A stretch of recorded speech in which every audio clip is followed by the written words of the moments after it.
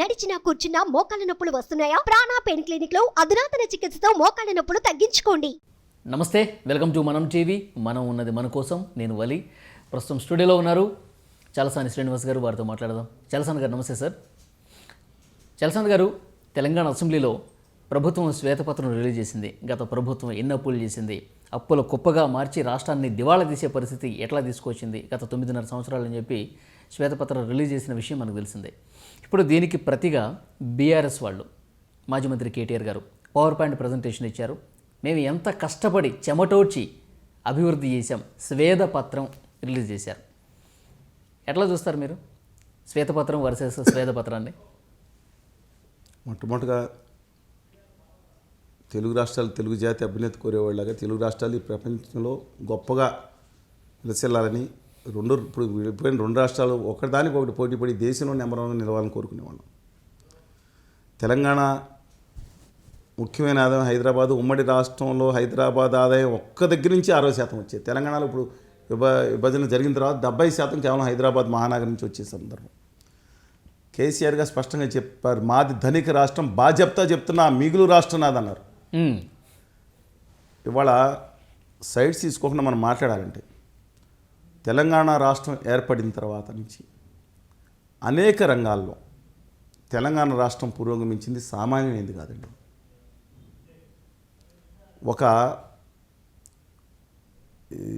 ఇది మిషన్ భగీరథ కానీ, మిషన్ కాకతీయాలో కొన్ని సర్వీని జరిగింది అనే ఆరోపణ వస్తే జరగలేదని నేను చెప్పలేను, జరిగిందని నిరూపణ వాళ్ళు చేసుకోవాల్సింది. భగీరథ దగ్గర నుంచి అనేక కార్యక్రమాలు దాంట్లో ఉపయోగపడినాయి. ఇవాళ రైతు భరోసా ఎవరు పెట్టారండి? 24 గంటల కరెంటు ఈ దేశంలో ఏ పార్టీ ఇచ్చింది? మైనస్ ఉంది. కానీ అది ఏంటంటే, బయట పిఎల్డి టైంలో కరెంట్ ఎక్కువ పెట్టుకుంటున్నారని చెప్పి అందుకని 32,000 33,000 కోట్ల నుంచి 51,000 కోట్లు అదనంగా ఇప్పుడు 83,000 కోట్లు ఎంతో, దాని 82,000 కోట్లు అప్పులని చూపిస్తున్నారు కార్పొరేషన్. అంటే వాట్ కాస్ట్ అని చెప్పింది. బట్ ప్రాజెక్ట్స్ కట్టారు. కానీ critical super thermal power plant అని కట్టింది ఒకటి, 2 యాదాద్రి భద్రాద్రి 2 మొదలు పెట్టారు. ఒకటి కంప్లీట్ అయింది, 2ది కంప్లీట్ వస్తుంది. కానీ కాస్ట్ ఇది ఎక్కువ సందర్భం. మిగతా సౌర దాని మీద పెట్టాల్సిన దాని మీద అంత కాన్సన్ట్రేషన్ పెట్టలేదు. కానీ ఏమవుతుందంటే, ఓవరాల్గా GSDP gross state domestic product తీసుకున్నప్పుడు హైదరాబాద్ నుంచి చుట్టుపక్కల ఉన్న ప్రాంతాలు 50 కిలోమీటర్ల వరకు ₹1,00,00,000 తక్కువ కాకుండా ఎక్కడ పెరిగిపోయింది. ఇది ఏంటి లాభానికంటే ఖచ్చితమైన లాభం. మీరు దేశంలో గణాంకాలు పరిశీలిస్తే డెఫినెట్గా ఇవాళ ఎక్కడ పరిస్థితి వెళ్ళిపోయిందంటే, మీరు చిత్తూరు జిల్లా వల్ల ₹2,00,000 ఎకరం దొరుకుతుందండి. నెల్లూరు జిల్లాలో కూడా కొంచెం చోట 3 లక్షలు, ఆంధ్రప్రదేశ్లో ఒక చోట, ఆంధ్రప్రదేశ్లో ఎకరం మా పాలకుల్లో ఎకరం 35 లక్షలు 40 లక్షలు 25 ఏళ్ల క్రితం అమ్మింటే, తెలంగాణలో చాలా ప్రాంతాలు హైదరాబాద్ నుంచి 20-30 కిలోమీటర్ల దగ్గరలో 10 ఎకరాలు వచ్చేది. ఇది డెవలప్మెంట్ అంటే డెఫినెట్గా డెవలప్మెంటే. నీటిపారుదల ప్రాజెక్టులో ఒక కాళేశ్వరం ప్రాజెక్టు నెత్తికి మెచ్చి గుదిబండ ఎత్తుకుని దాన్ని ఏటీఎంగా మారిందనే దాంట్లో ఖచ్చితంగా ఆ ఏటీఎంగా మారిందా లేదనే విషయం, కానీ అది గుదిబండని ఎత్తుకున్నారనే దాంట్లో ఖచ్చితంగా నేను అది తప్పని చెప్తాను ఉన్నాను. తుమ్మిడి హెడ్ దగ్గర నుంచి గ్రావిటీ కాకుండా ఎవరు మాట్లాడినా మీ షేక్ హ్యాండింగ్ ప్రాజెక్ట్ ఒక విధంగా మంచిదే ఉండొచ్చు.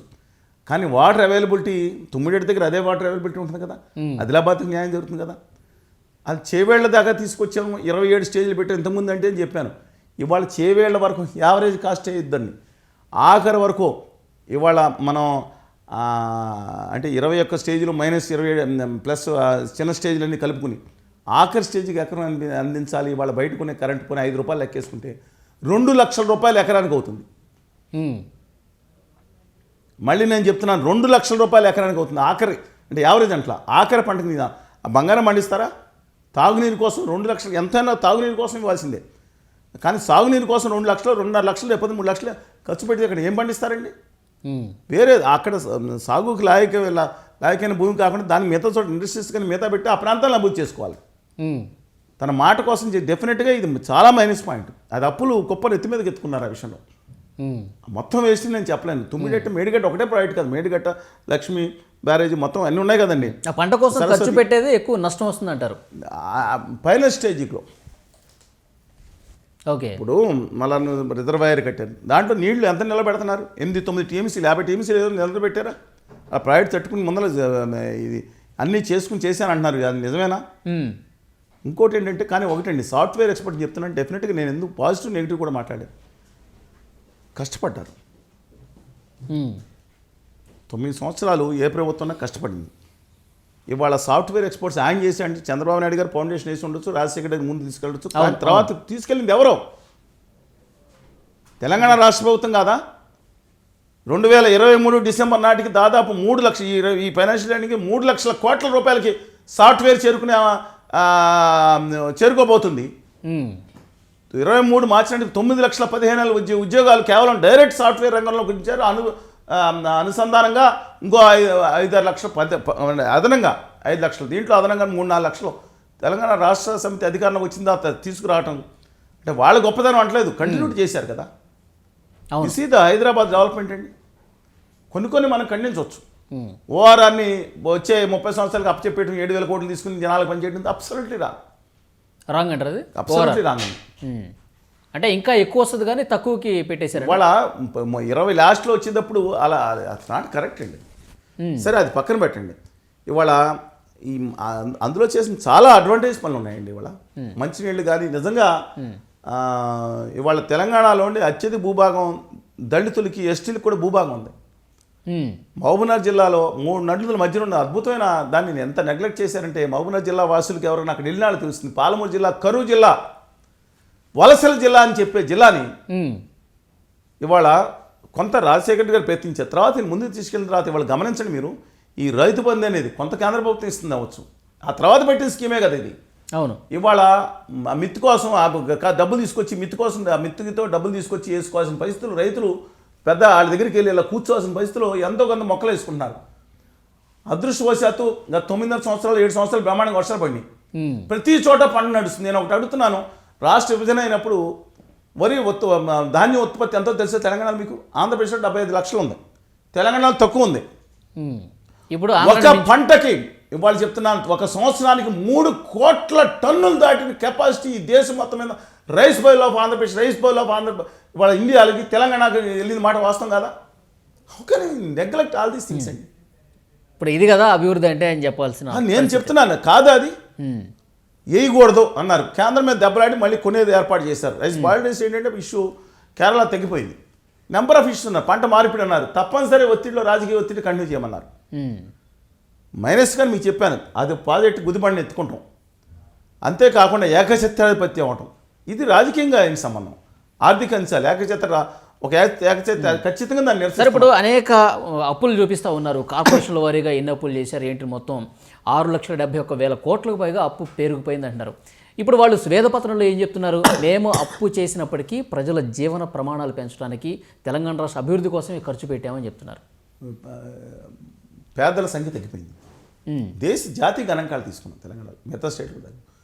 ఇంకో విషయం ఏంటంటేనండి, కాంగ్రెస్ పార్టీ రేపొద్దున అనేక కానీ అప్పులు మాత్రం నేను చెప్తున్నాను తెలవకుండా విచ్చలవిడిగా కనీసం ప్రజలకు సీక్రెట్ జీవోలు పెట్టుకుని కార్పొరేషన్ ద్వారా చేసుకొచ్చిన అప్పులు కదా, కార్పొరేషన్ రీపే చేసుకోవచ్చు.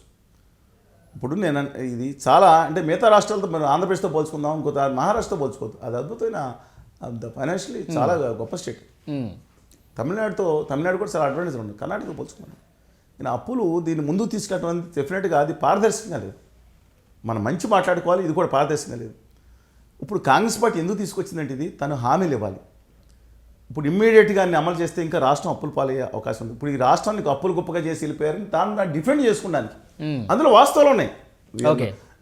రాష్ట్ర ప్రజలు తెలియాల్సిన అవసరం ఉంది. చాలా ఈ తెలివిలో ఒకళ్ళ మీద ఒకళ్ళు మట్టి పోసుకుంటున్నారు. కానీ ఒక మంచి పదం వాడారు కేటీఆర్ గారు, విఫల రాష్ట్రంగా చూపించే కుట్ర జరుగుతోంది అంటున్నారు. ఆంధ్రప్రదేశ్లోనండి ఎందుకు కంపేర్ చేస్తానంటే తనకి ఇష్టమైన పాలకుడు లేడనుకోండి. ఇప్పుడు చంద్రబాబు నాయుడు గారు వచ్చారు అనుకోండి, ఒకసారి ఆ రాష్ట్రం విఫలమైపోయింది చెప్పడానికి ప్రతిపక్ష పార్టీలు ఇక రాష్ట్రంలో ఎవరు పెట్టుబడి పెట్టదు, వీళ్ళే బ్యాడ్ అండి, రాష్ట్రానికి వీళ్ళే బ్యాడ్. రాష్ట్రం లోపల చూసుకోమండి, బయటికి వెళ్ళి ఢిల్లీ వరకే చెప్పొస్తారా?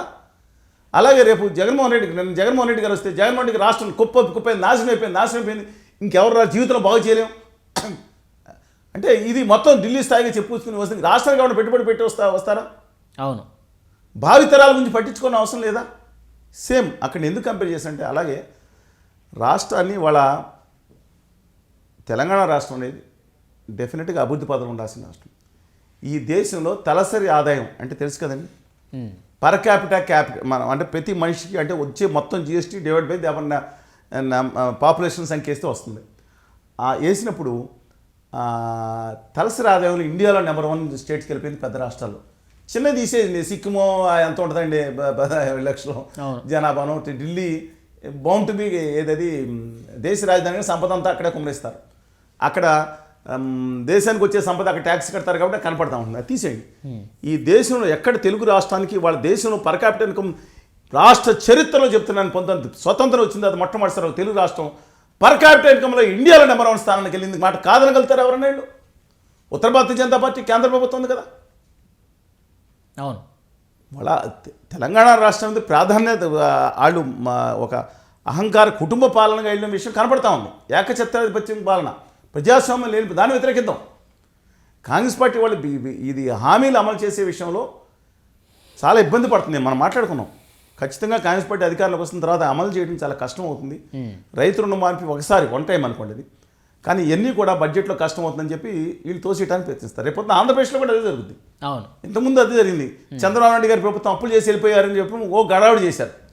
ఇప్పుడు కూడా ఈ పద నెట్టేయడానికి అది అంటే చేసుకుంటారు. ఇప్పుడు అప్పులు గొప్ప అని చెప్పి రాజకీయంగా ఇప్పుడు కాంగ్రెస్ బీఆర్ఎస్ రాజకీయ విమర్శలు తప్ప నేను చెప్తాను లేదు, దాంట్లో నిజం కూడా ఉంది. మనం వాస్తవం కొనుక్కొని గత ప్రభుత్వం కాంగ్రెస్ పార్టీ చేసిన దాంట్లో మనం అవాస్తవాలని ఎలా చెప్తాం? రాష్ట్ర ప్రభుత్వం అధికారికంగా తీర్మానం చేయాలి. అది అధికారికంగా శాసనసభలో ప్రవేశపెట్టింది, సభ హక్కులు తీర్మానం ఇస్తారు. కాదనుకున్న సందర్భంలో శ్వేతపత్రం డెఫినెట్గా ఎక్కడ చేస్తున్నారో ప్రజలకు తెలవకుండా చేసినా చూసారా అది తప్పు అంటాను. డెఫినెట్గా ఇంప్రూవ్మెంట్ అయింది. అదే మేము దాంట్లో అవినీతి జరగలేదని మనం ఎలా చెప్తాం? అది జరిగింది ఎలా డెఫినెట్గా. కానీ డెఫినెట్గా తెలంగాణ రాష్ట్రం అనేది ఈ దేశంలో అది ఒక విఫల రాష్ట్రంగా ఇంతకుముందు కిరణ్ కుమార్ రెడ్డి గారు ఆయన మాట్లాడుకున్నాం. ఏమంటాడంటే ఇక్కడ కరెంట్ లేదని. నష్టపోయేది విభజన అయితే ఆంధ్ర ప్రాంతం అయ్యా కోస్తా రాయలసీమ మేము చెప్తుంటే రివర్స్లో వెళ్ళాడు ఆయన. లాస్ట్ బాల్ వరకు ఆడతానన్నారు. కాంగ్రెస్ పార్టీకి పెడతాం ఆల్రెడీ వీడి చెప్పుల పార్టీ పెట్టారు. ఇప్పుడు బీజేపీకి వెళ్ళి దక్షిణ మీద దండయాత్ర అంటారు. అంతకుమించి విమర్శ చేయడం అనవసరం ఆయన మీద. ఓకే, రాష్ట్రాన్ని విభజన అయిన కారకుల్లో డెఫినెట్గా సరిగ్గా విభజన చేయించలేని మనుషులు ఆయన ఒక ఆయన.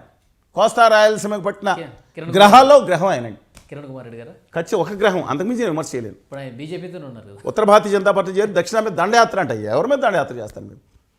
పదవులన్నీ మంత్రి కూడా అవ్వకుండా ముఖ్యమంత్రి పదవి ఇచ్చిన కాంగ్రెస్ పార్టీని ఆఖరి చూసుకోబెట్టి ఆఖరికి ఫస్ట్ నుంచి కూడా దానికి సరే ఆయన సంగతి మనకి ఎందుకు కానండి. కానీ చెప్తున్నా విఫల రాష్ట్రం కింద తెలంగాణ రాష్ట్రం నా తెలుగు రాష్ట్రం. నాకు ఆంధ్రప్రదేశ్ తెలుగు జాతి నాకు దేశంలో మీరేమైనా మీ కాశ్మీర్ సమస్య లేకపోతే ఉత్తరప్రదేశ్ సమస్య అన్నీ కొంతమంది ముఖ్యం ఉండొచ్చు.